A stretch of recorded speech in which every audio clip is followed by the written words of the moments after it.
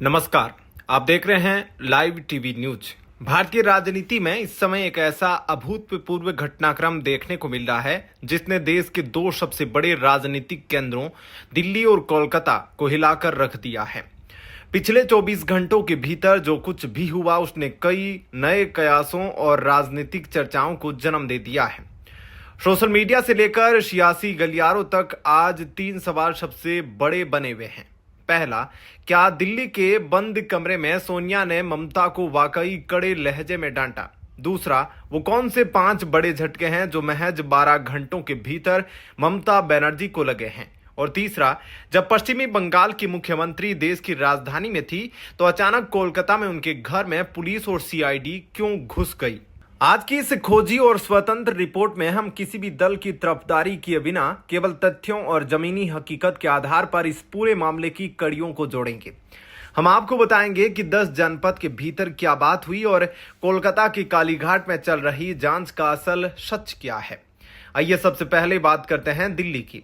इंडी गठबंधन की बैठक के बाद तृणमूल कांग्रेस की मुखिया ममता बनर्जी ने 24 घंटे के भीतर 2 बार कांग्रेस की वरिष्ठ नेता सोनिया गांधी से मुलाकात की। इस मुलाकात की जो तस्वीरें सामने आई उसमें दोनों नेता गले मिलते हुए दिखाई दे रहे हैं, लेकिन राजनीति में जो दिखता है हमेशा वो सच नहीं होता। वरिष्ठ पत्रकारों और सूत्रों के हवाले से जो खबरें छनकर बाहर आ रही है उनके मुताबिक इस बंद कमरे की मुलाकात में ममता बनर्जी को वो गर्मजोशी नहीं मिली जिसकी उन्हें उम्मीद थी। चर्चा है कि सोनिया गांधी ने बेहद सख्त और स्पष्ट लहजा अपनाया। दरअसल ममता बनर्जी चाहती थी कि उन्हें इस विपक्षी गठबंधन का मुख्य संयोजक यानी कन्वेनर बना दिया जाए ताकि वे राष्ट्रीय स्तर पर मोदी सरकार के खिलाफ विपक्ष का चेहरा बन सके। लेकिन जैसे ही यह प्रस्ताव सामने आया, कांग्रेस नेतृत्व ने उनके पिछले ट्रैक रिकॉर्ड को सामने रख दिया। सूत्रों के अनुसार सोनिया गांधी ने साफ शब्दों में याद दिलाया कि गठबंधन का धर्म एक तरफा नहीं होता।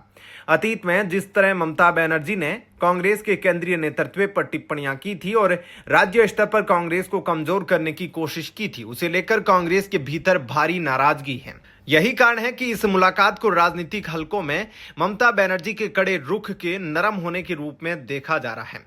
इस दिल्ली दौरे के दौरान ममता बनर्जी को एक के बाद एक 12 घंटों के भीतर 5 बड़े झटके लगे, जिसने टीएमसी की राष्ट्रीय रणनीतियों को बैकफुट पर लाकर रख दिया। आइए इन्हें सिलसिलेवार तरीके से समझते हैं।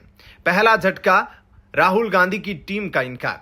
ममता बनर्जी को सबसे बड़ा झटका तब लगा जब राहुल गांधी और उनकी कोर टीम ने ममता दीदी को गठबंधन का संयोजक या मुख्य नीति निर्धारक मानने से साफ इनकार कर दिया। कांग्रेस का मानना है कि जो दल केवल एक राज्य तक सीमित है उसे पूरे राष्ट्रीय गठबंधन की कमान नहीं सौंपी जा सकती। झटका नंबर दूसरा, भारत जोड़ो यात्रा का हिसाब। मुलाकात के दौरान कांग्रेस के प्रवक्ताओं और नेताओं ने अतीत का हिसाब सामने रख दिया। जब राहुल गांधी की भारत जोड़ो यात्रा बंगाल के मालदा और मुर्शिदाबाद से गुजर रही थी, तब ममता सरकार ने उन्हें रैलियों और सभाओं की अनुमति देने में काफी आनाकानी की थी। कांग्रेस ने साफ किया कि उस समय की गई तलखी को भुलाया नहीं जा सकता। तीसरा झटका, अधीर रंजन चौधरी का आक्रामक रुख। बंगाल कांग्रेस के कद्दावर नेता अधीर रंजन चौधरी ने दिल्ली में केंद्रीय कांग्रेस नेतृत्व को 2 टूक शब्दों में कहा कि यदि दिल्ली में टीएमसी के साथ किसी भी प्रकार का समझौता होता है तो बंगाल में कांग्रेस का जमीनी कार्यकर्ता टूट जाएगा। उन्होंने टीएमसी की स्थानीय नीतियों के खिलाफ अपना विरोध जारी रखने की बात कही। चौथा झटका, क्षेत्रीय सहयोगियों से उम्मीदें टूटना। चुनाव से पहले ममता बनर्जी, अखिलेश यादव, अरविंद केजरीवाल और उद्धव ठाकरे के साथ मिलकर एक अलग आंतरिक ब्लॉक बनाने की योजना पर काम किया जा रहा था ताकि कांग्रेस पर दबाव बनाया जा सके। लेकिन चुनाव के बाद समीकरण बदल गए। अखिलेश यादव जहां राजनीतिक व्यवस्थाओं के बीच विदेश चले गए, वहीं उद्धव ठाकरे की पार्टी ने खुलकर राहुल गांधी के नेतृत्व को स्वीकार कर लिया। यानी ममता बनर्जी इस मोर्चे पर अकेली पड़ गई। पांचवा झटका, घर पर कानूनी कार्रवाई की आंच। जब ममता बनर्जी दिल्ली में अपनी राजनीतिक शाख बचाने के लिए एड़ी चोटी का जोर लगा रही थी, ठीक उसी वक्त कोलकाता से आई एक खबर ने उनकी चिंताओं को कई गुना बढ़ा दिया। अब बात करते हैं उस घटना की जिसने देश भर की मीडिया का ध्यान खींचा। अचानक ममता बनर्जी के घर में पुलिस और सीआईडी की एंट्री। जब मुख्यमंत्री दिल्ली में कांग्रेस नेताओं के साथ बैठकें कर रही थी, उसी दौरान कोलकाता के कालीघाट स्थित उनके निजी आवास पर सीआईडी के अधिकारियों की एक विशेष टीम अचानक पहुंची।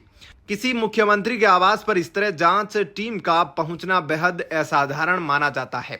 आखिर यह पूरा मामला क्या है?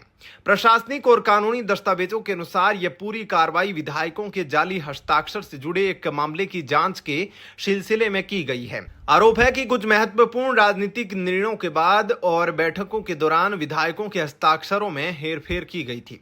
चूंकि इस कथित घटना का मुख्य केंद्र और बैठकें इसी परिसर से भीतर हुई थी, इसलिए सीआईडी की टीम वहां साक्ष्य जुटाने, कंप्यूटर डेटा की समीक्षा करने और सीसीटीवी फुटेज खंगालने पहुंची थी। इस कार्रवाई पर तृणमूल कांग्रेस के वरिष्ठ नेताओं और कुणाल घोष जैसे प्रवक्ताओं ने तीखी प्रतिक्रिया दी है। उनका कहना है कि जब मुख्यमंत्री राज्य में मौजूद नहीं है, तब ऐसी कार्रवाई करना न केवल राजनीतिक प्रतिशोध और दबाव बनाने की राजनीति है, वहीं दूसरी तरफ कानूनी विशेषज्ञों और विपक्षी दलों का तर्क है कि जांच एजेंसियां किसी व्यक्ति की उपस्थिति देखकर काम नहीं करती। कानून के दायरे में जहां भी साक्ष्य होने की संभावना होती है, वहां कार्रवाई की जाती है।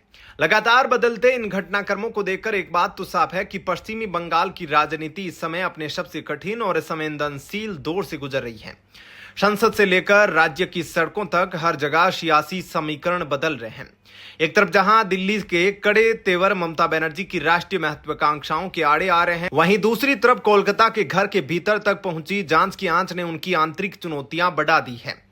आने वाले दिनों में यह देखना बेहद दिलचस्प होगा कि क्या ममता बनर्जी इन 5 झटकों से उभर पाएगी और सोनिया गांधी के साथ हुई इस मुलाकात का गठबंधन के भविष्य पर क्या असर पड़ेगा। इस पूरे राजनीतिक घटनाक्रम पर आपकी क्या निष्पक्ष राय है? आपको क्या लगता है कि यह कार्रवाइयां राजनीतिक रूप से प्रेरित है या फिर ये कानून की अपनी सामान्य प्रक्रिया है? अपने विचार नीचे कमेंट बॉक्स में जरूर लिखें। अगर आपको यह विस्तृत और तथ्यात्मक रिपोर्ट पसंद आई हो तो इस वीडियो को लाइक करें, इसे ज्यादा से ज्यादा शेयर करें और स्वतंत्र पत्रकारिता को समर्थन करने के लिए हमारे चैनल लाइव टीवी न्यूज को सब्सक्राइब करना न भूलें। नमस्कार, सुरक्षित रहे, धन्यवाद।